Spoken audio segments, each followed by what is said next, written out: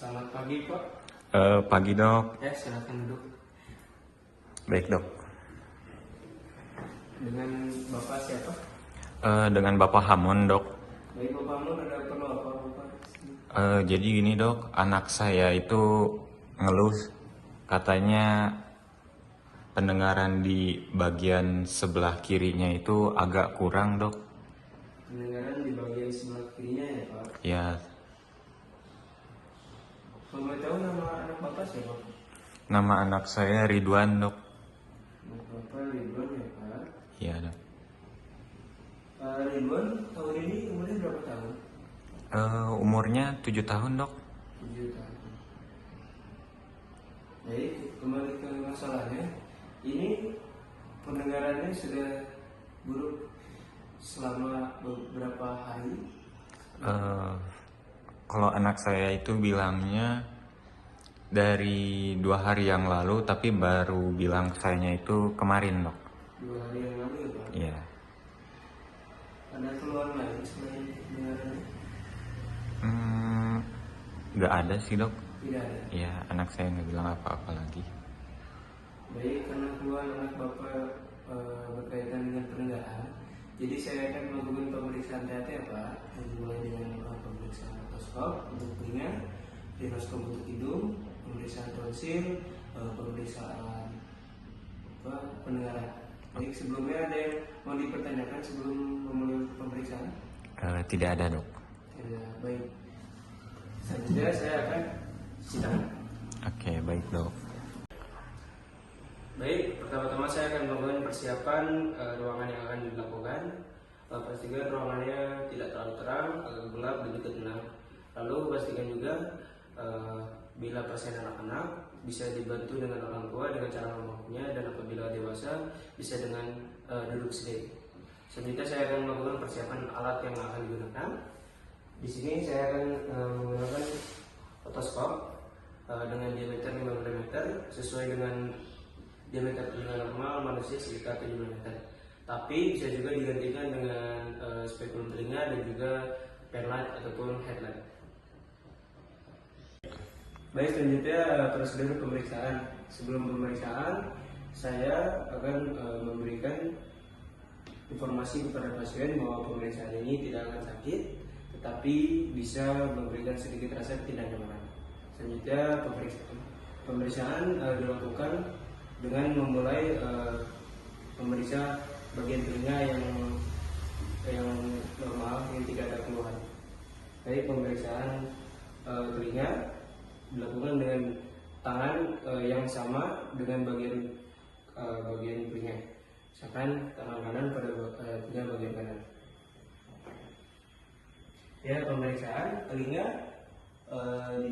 dicek untuk melihat bagian membran timpani yang berwarna keabu-abuan ataupun putih mengkilap seperti mutiara, dan apabila ada serumen bisa juga dikeluarkan terlebih dahulu.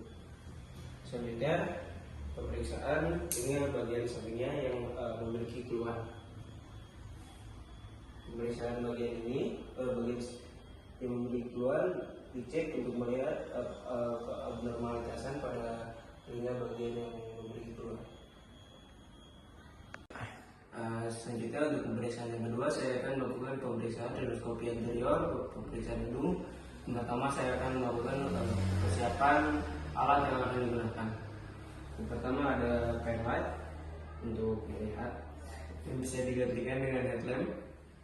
Selanjutnya ada spekulum hidung, spekulum nasal. Lalu ada kapas, dan juga lidocaine 2% dan ephedrine yang bisa digantikan dengan epinephrine. Baik, selanjutnya prosedur pemeriksaan. Pertama-tama untuk mempersiapkan pemeriksaan, membasahi kapas dengan lidocaine 2% dan juga ephedrine dengan perbandingan 1:1. Lalu tutup dan juga sumbat bagian hidung pasien selama 5 menit. Ya, setelah 5 menit angkat, lalu cek bagian hidung pasien menggunakan spekulum hidung dan juga penlight. Bisa juga digantikan dengan headlight. pengecekan dilakukan untuk melihat meantisipasi, bongkar, keadaan rongga hidung, dan discharge. 3. Baik, selanjutnya saya akan melakukan pemeriksaan mulut dan tonsil.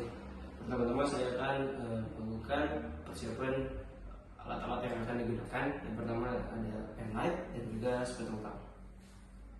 Ya. Selanjutnya saya akan melakukan prosedur pemeriksaan.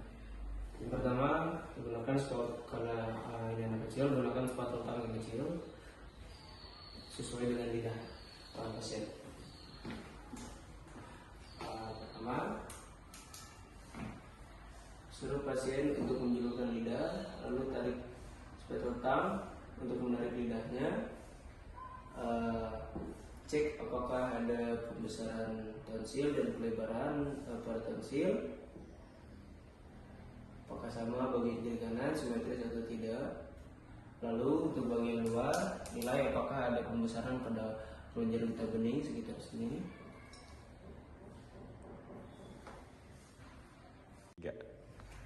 Baik, selanjutnya saya akan melakukan tes pendengaran, yaitu tes berbisik. Yang harus disiapkan yaitu pastikan pasien duduk 60 cm di depan pemeriksa atau dokter, sekitar 60 cm. Selanjutnya untuk prosedur pemeriksaannya, pasien diminta untuk membentuk telinga bagian yang sakit karena yang pertama akan memeriksa telinga bagian yang normal. Selanjutnya dokter memeriksa dengan cara membisikkan kombinasi angka dan huruf selama 6 kali. Apabila pasien bisa mengulangi 3 dari 6 kombinasi, pasien dianggap normal. Baik, selanjutnya saya akan melakukan tes pendengaran menggunakan garpu kala. Pertama-tama alat yang harus disiapkan yaitu garpu tala 512 Hz. Kenapa 512 Hz? Karena garpu tala 512 Hz dianggap sebagai garpu tala yang ideal untuk melakukan pemeriksaan. Yang pertama, saya akan melakukan pemeriksaan yaitu tes Rine. Baik, untuk tes Rine, prosedur pemeriksaan adalah pertama, garpu tala yang sudah diketatkan ditaruh 1 inci di depan meatus auditory eksternal, yaitu di depan telinga pasien. Dan apabila suara dari garpu tala sudah tidak terdengar, pasien diminta untuk mengangkat tangan.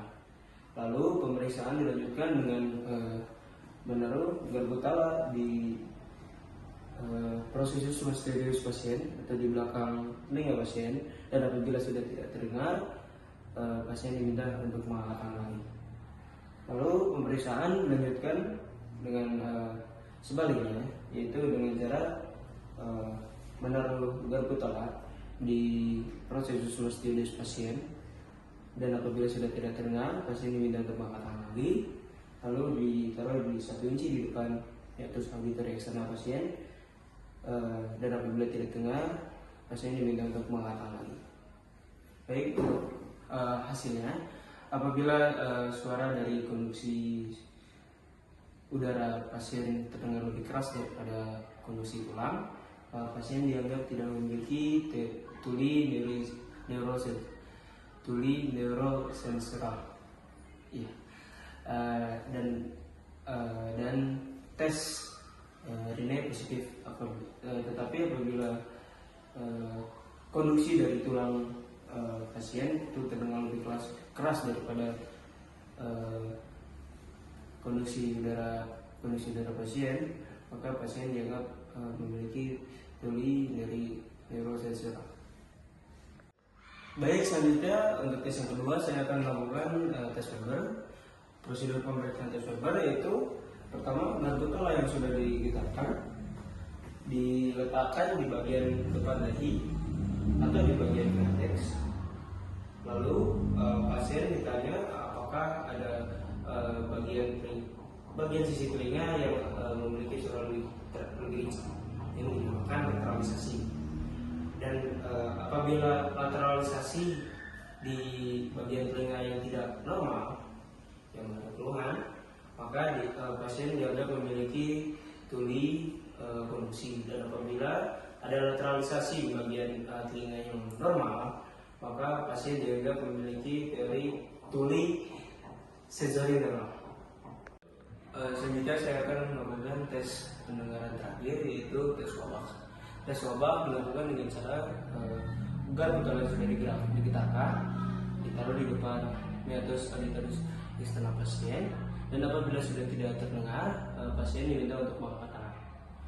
Lalu setelah pasien mengangkat tangan, garpu tala dipindahkan ke meatus auditorius eksternal pemeriksa, dan apabila masih terdengar, pasien dianggap memiliki tuli konduksi. Dan apabila sudah tidak terdengar oleh dokter, pasien dianggap normal.